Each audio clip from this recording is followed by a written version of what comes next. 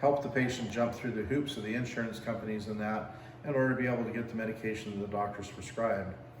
Pharmacists have also recently been tasked by the insurance companies to help to make sure that patients are adherent to their medications and almost kind of doing disease state management.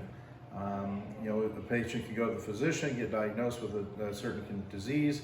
The doctor can write them a prescription, but if they don't actually take that, then they're not going to actually be managing their disease state. So compliance with patients has become much more important.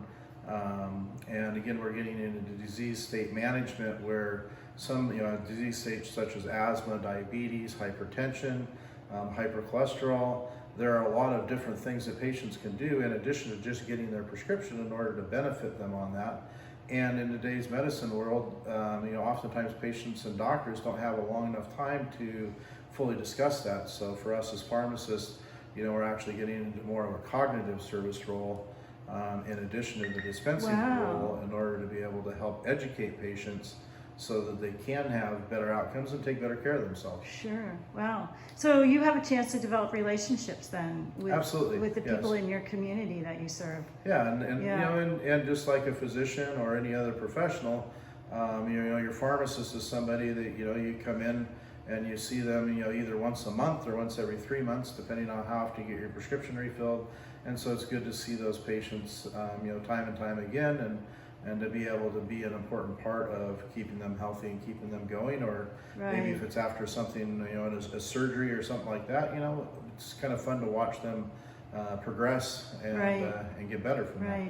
Well, I've watched you over the years, and I feel like you have this somewhat unique business in the community where you're a healthcare provider, but you're very much an entrepreneur, and you sell all kinds of things and bring people into your store for more than just their prescriptions. Sure. And I also want to shout out, because I see your business name popping up in the newspaper, like you really contribute to our community. So how do you balance that? Well, there's kind of two factors there. To the entrepreneurial side, that part of it I kind of got from my dad.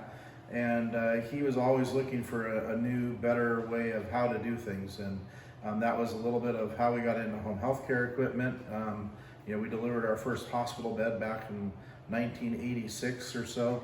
And that was how we got into I was in nursing school in 1986, So he got us into the durable medical equipment.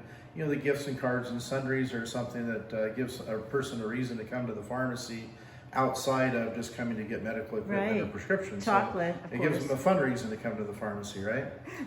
So that's the entrepreneurial side. And again, that came from, Dad started that, and so we, you can't rest on your laurels. You always have to be looking for what's next. And most recently, recently we've gotten into doing immunizations, so flu shots, pneumonia shots, shingles shots, etc. So that's been a new avenue for us. And even more recently, we're now getting into the cognitive services that I spoke about, where we have patients come in and we can give them diabetes education, asthma education, all the important things about how to not only better manage their disease state just with their activities, but also even how to better use their medications. For example, an asthma patient, the doctor, well, you have asthma, here, I'll get you a script for an inhaler. They go off, flying off to the pharmacy, and it's like, okay, we'll take 2 puffs 4 times a day.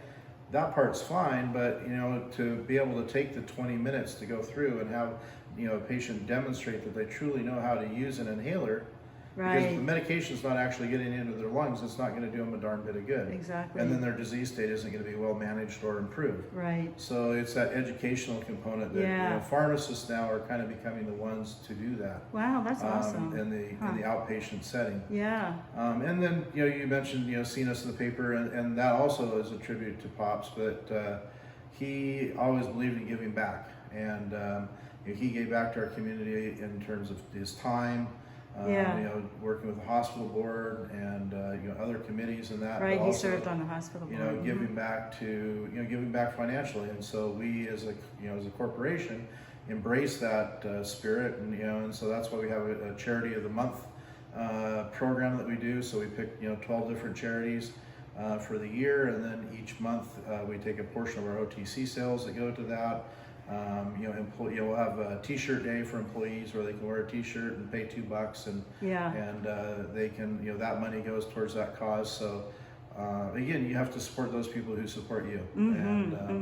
Yeah, you really see, I think in healthcare, you realize in this town, sorry I interrupted you, but we're a small community. And when we work in healthcare, when I worked as a nurse in healthcare, I would routinely, bump into my clients at the soccer field and vice versa. And we exist together. And Exactly. I think it's just a beautiful way to think about taking care of each other. Sure. In a way. Yeah, whether it's soccer team, softball. In fact, mine teams. was on your soccer team. There you go. Yeah. Okay, well, I hear a lot of beeping. I'm not sure why. I'm going to cut this out.